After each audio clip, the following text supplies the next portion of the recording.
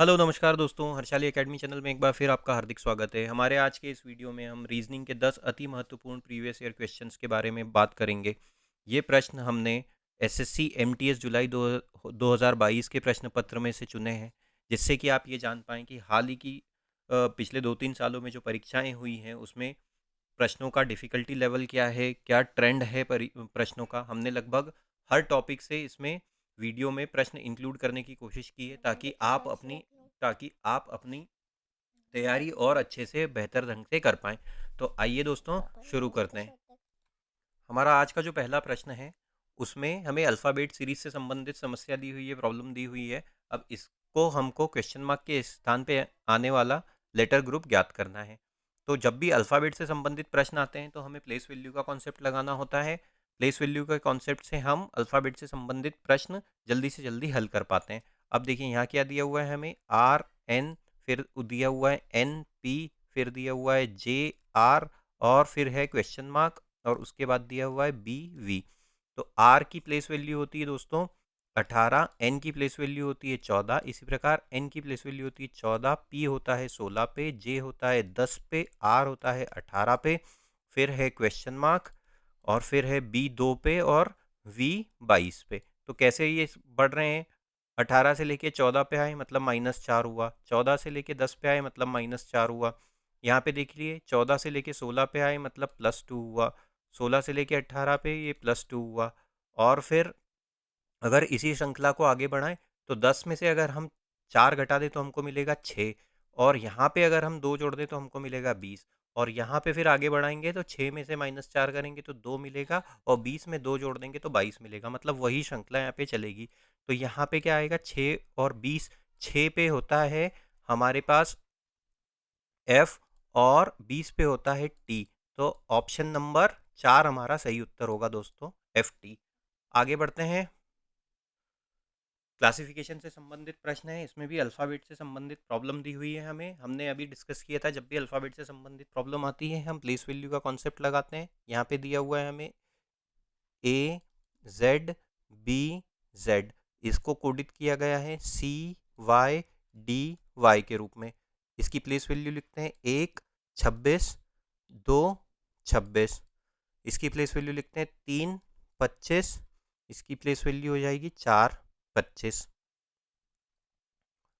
कैसे इसको कोडित किया गया है, 1 से लेके 3 पे आए मतलब +2 हुआ, 26 से लेके 25 पे आए मतलब -1 हुआ, 2 से लेके 4 पे आए मतलब +2 हुआ, और 26 से लेके 25 पे आए मतलब -1 हुआ। +2 -1 +2 -1। देखते हैं यहाँ पे भी यही लॉजिक लगा हुआ है क्या। ई होता है 5 पे, एक्स होता है 24 पे, एफ होता है हमारा 6 पे, और एक्स होता है 24 पे, जी होता है 7 पे, डब्ल्यू होता है 23 पे, एच होता है 8 पे, और डब्ल्यू होता है 23 पे। तो 5 से लेके 7 मतलब +2, 24 से लेके 23 मतलब -1, 6 से लेके 8 मतलब +2, और 24 से लेके 23 मतलब -1, +2 -1 लगा हुआ है। इसकी प्लेस वैल्यू लिख लेते हैं। आई होता है 9 पे, वी होता है 22 पे, जे होता है 10 पे, और वी होता है 22 पे। +2 कर देंगे तो ये हो जाएगा 11, -1 कर देंगे तो ये हो जाएगा 21, इसमें +2 कर देंगे तो ये हो जाएगा 12, और इसमें -1 कर देंगे तो ये जाएगा 21। 11 पे हमको मिलता है के, 21 पे हमको मिलता है यू, 12 पे हमको मिलता है एल, और 21 पे मिलता है हमको यू। के U L U, option number 4 हमारा सही उत्तर होगा दोस्तों। आगे चलते हैं। पेपर कटिंग से संबंधित ये प्रश्न है। देखिए अब हमसे क्या कहा गया है, पेपर को इस प्रकार से पहले फोल्ड किया गया है, पहले इस प्रकार से फोल्ड किया गया, फिर उसको एक बार फिर से इस प्रकार से फोल्ड किया गया, और यहाँ पे ऐसे काटा गया। तो जब इसको खोलेंगे तो ये कैसा दिखेगा। तो जब इसको पहले तो हम इसको देखिए, ये ऐसा है, और यहाँ पे इसको इतना सा काट दिया गया, तो जब खोलेंगे तो ये कैसा दिखेगा। एक बार खोलने पे ये पेपर यहाँ पे ऐसा बन जाएगा, और ये वाला चिन्ह ऐसे रिपीट हो जाएगा। फिर जब इसको फिर से पूरा खोल देंगे तो ये इसका कॉपी एक ऊपर भी इसी प्रकार से बन जाएगा।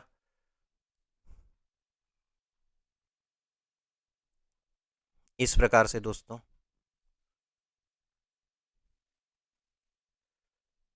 तो ऐसा चिन्ह कहाँ पे दिया हुआ है, ऐसा चिन्ह हमें पहले में नहीं है, दूसरे में नहीं है, तीसरे में नहीं, चौथे में दिया हुआ है। ऑप्शन नंबर 4 हमारा सही उत्तर होगा। आगे चलते हैं।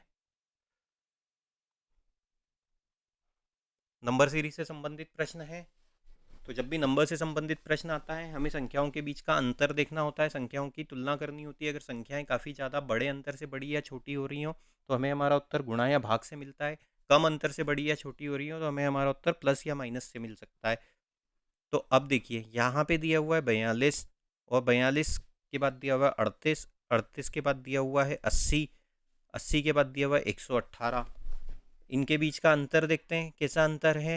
इनके बीच का अंतर देखें तो 42 से 38 आए मतलब -4 हुआ, ये कितना हो गया +42 हुआ। अब कितना हुआ 80 से लेके 118 पे आए तो हम, ये +38 हुआ। 118 से लेके 98 पे आए तो ये +80 हुआ।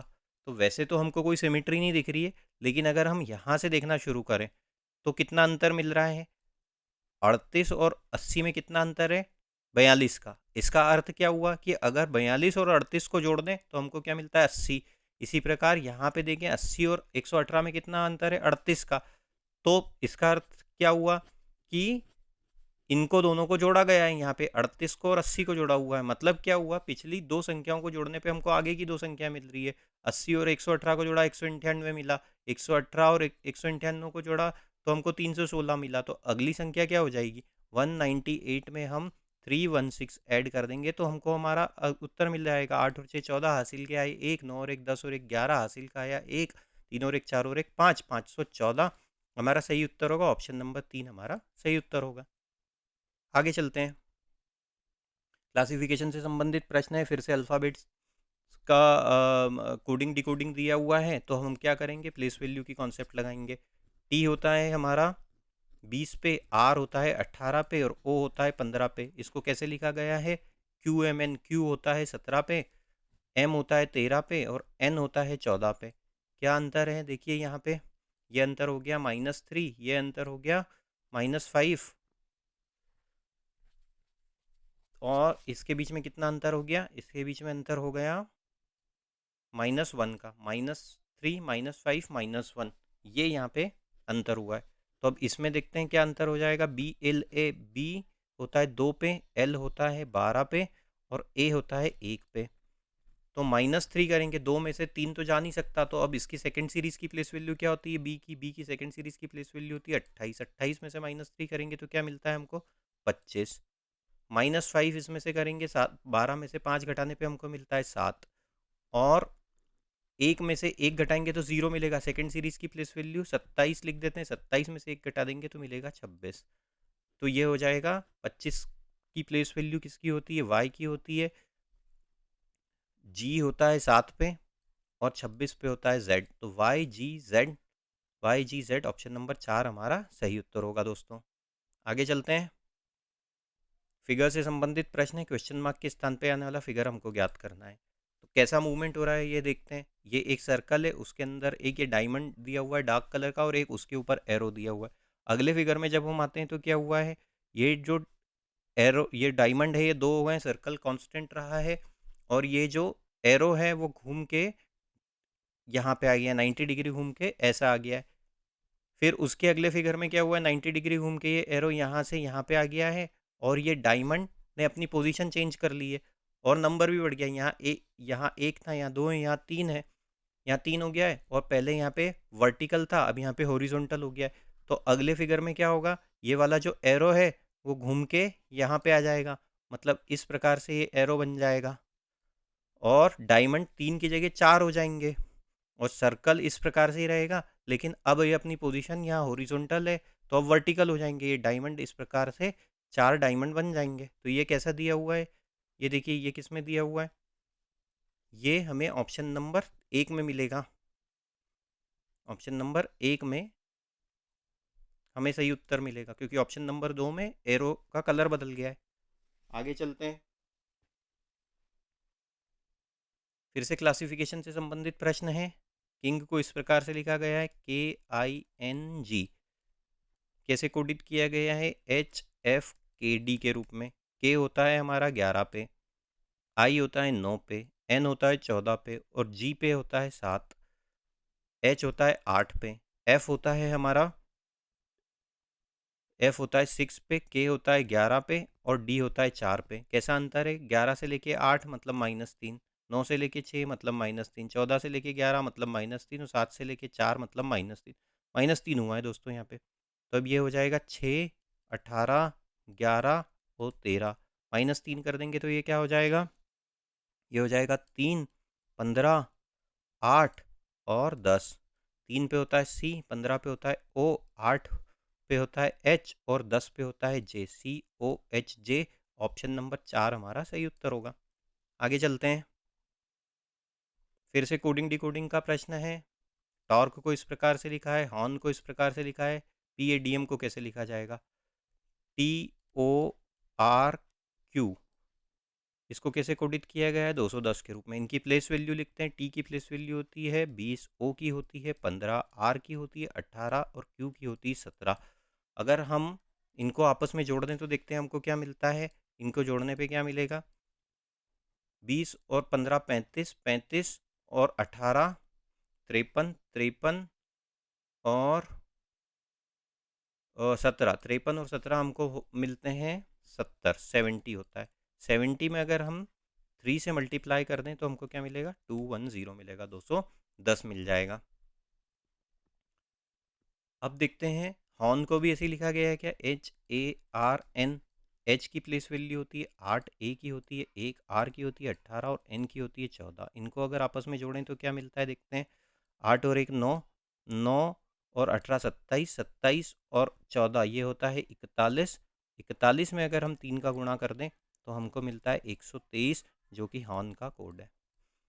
तो अब PADM को कैसे लिखेंगे? PADM। पी की प्लेस वैल्यू होती है 16, ए की प्लेस वैल्यू होती है 1, डी की प्लेस वैल्यू होती है 4 और एम की प्लेस वैल्यू होती है 13। तो 16 और 1 17, 17 और 4 21, 21 और 13, 21 और 13 कितना होता है दोस्तों? 34। 34 में अगर हम 3 का गुणा कर दें तो हमको क्या मिलेगा? 3 4 12, हासिल का यह 1, 3 3 9 और 1 10, 102। ऑप्शन नंबर 3 हमारा सही उत्तर होगा। आगे चलते हैं। सिलोजिज्म का प्रश्न है। स्टेटमेंट क्या क्या दिया हुआ है? No car is a bench, all tables are car. पहले स्टेटमेंट बनाते हैं वेन डायग्राम की मदद से। No car is a bench, अगर ये वाला जो सर्कल है ये कार को दर्शाता है और ये वाला सर्कल बेंच को दर्शाता है, तो इन दोनों में आपस में कोई कनेक्शन नहीं है। अब क्या कहा गया है? All tables are car. All tables are car मतलब टेबल का सर्कल इसके अंदर आ जाएगा, ये जो सर्कल है वो इसके अंदर आ जाएगा। छोटा वाला सर्कल के अंदर टेबल है, उसके ऊपर बाहर कार है और ये बेंच का इसमें कोई कनेक्शन नहीं है। अब क्या कंक्लूजन दिए गए? Some car are table. Some car are table, हाँ जी कार के अंदर टेबल है तो ये वाला तो फॉलो कर जाएगा। अब क्या कहा गया है? सम कार्स आर बेंचेस। कार और बेंच का आपस में कोई कनेक्शन नहीं, तो ये वाला स्टेटमेंट फॉलो नहीं करेगा। No bench is a table. No bench is a table, तो टेबल और बेंच का भी आपस में कोई कनेक्शन नहीं, तो ये भी फॉलो कर जाएगा। तो पहला और तीसरा सही है, तो ऑप्शन नंबर 3 हमारा सही होगा। Only conclusion 1 and 3 follow. आगे चलते हैं। नंबर सेट से संबंधित प्रश्न है।